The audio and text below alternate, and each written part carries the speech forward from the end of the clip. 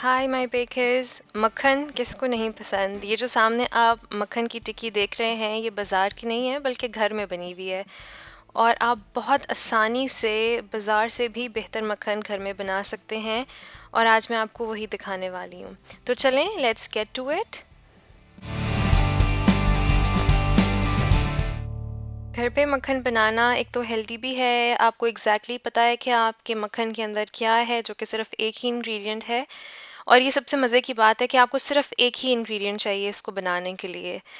तो जो कि है हेवी व्हिपिंग क्रीम। यहाँ पे मैंने कितनी व्हिपिंग क्रीम ली है, तकरीबन 2 कप के बराबर ली है मैंने व्हिपिंग क्रीम। और इसको मैंने कर लिया था ठंडा, क्योंकि जब क्रीम ठंडी होती है तो वो ज़्यादा अच्छे तरीके से आपकी बीट होती है। आप इसको मिक्सर, ब्लेंडर, किसी भी चीज़ से, फूड प्रोसेसर से बीट कर सकते हैं। यहाँ पे आपकी आसानी के लिए मैं हैंड ब्लेंडर यूज़ कर रही हूँ, हैंड बीटर यूज़ कर रही हूँ। तो इस पॉइंट पे आप देखें कि हमारी जो क्रीम है वो विप होना शुरू हो गई है। जिस तरह हम नॉर्मली विप करते हैं क्रीम को, बिल्कुल उसी तरीके से आपने विप करना है। इधर मैंने ये टिश्यू जो रखा है साथ, ये इसलिए क्योंकि क्रीम की छींटें उड़ती हैं। तो आप भी जब इसको विप करें, अगर किसी बोल में कर रहे हैं तो टिश्यू पेपर को रख लें, ताकि जो छींटें हैं वो आपके किचन में ना गिरें।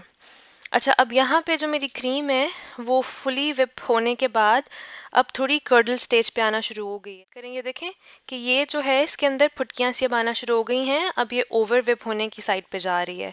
तो बेसिकली आपने अपनी क्रीम को ओवर विप ही करना है मक्खन बनाने के लिए। तो इसको आप इतना ज़्यादा बीट करें, इतना ज़्यादा मिक्स करें कि आपका जो मक्खन है और जो उसका पानी है वो सेपरेट होना शुरू हो जाए। अब यहाँ पे आप देखें कि हमारी जो क्रीम है वो कितनी ज़्यादा उसकी फुटकियाँ हो गई हैं, कितना वो कर्डल होना शुरू हो गई है। तो आप इसको कंटिन्यू करें बीट करना, और ये देखें कि इसका पानी अलहदा होना शुरू हो गया है और आपका मक्खन जो है वो अब क्लम्प हो के बनना शुरू हो गया है। तो आपके पास कभी भी अगर क्रीम हो जो आप बीट कर रहे हों और वो ओवर बीट हो जाए तो प्लीज़ उसको फेंकें नहीं, उसका आप मक्खन बना सकते हैं। उसका मक्खन बना के रख लें, चीज़ को ज़ाया मत कीजिए। तो अब इसको आप इतना बीट करें कि आपका मक्खन जो है वो बिल्कुल अलहदा हो जाए क्रीम से। और उसके बाद आप इसको एक छन्नी से या चीज़ क्लॉथ से या मलमल के कपड़े से, मसलिन क्लॉथ से आप इसको निकाल लें। इसका जो पानी है वो बिल्कुल अलहदा कर लें, क्योंकि जितना पानी निकला होगा उतना ज़्यादा स्टेबल आपका मक्खन होगा। अब इसको मैं हाथ से निचोड़ रही हूँ, क्योंकि ज़रा बेहतर तरीके से नुचड़ जाता है इस तरह। अच्छा, अब ये जो नीचे आप देख रहे हैं ये इसको प्लीज़ ज़ाया ना करें, ये एक्चुअल बटर मिल्क है।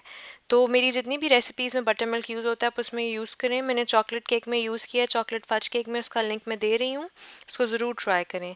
अब मैंने जिस भी कंटेनर में अपना मक्खन आपने सेट करना है, मैंने उसको ले लिया है अपने कंटेनर को, और मैं उसके अंदर अपने स्पैचुला से, आप चम्मच ले लें, छुरी ले लें, किसी भी चीज़ से प्रेस करके इसको अच्छी तरह आप रख दें इसके अंदर। उसके बाद आप इसको फ्रिज में रख सकते हैं 8 से 10 दिन के लिए।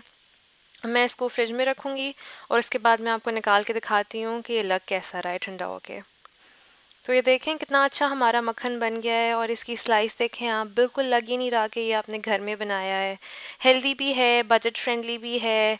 इसको ज़रूर ट्राई करें, घर में बनाएं और मुझे बताएं कि आपको कैसी लगी ये रेसिपी। कोई और भी रेसिपी चाहते हैं तो मुझे ज़रूर बताएं। दुआओं में याद रखिएगा। Until next time.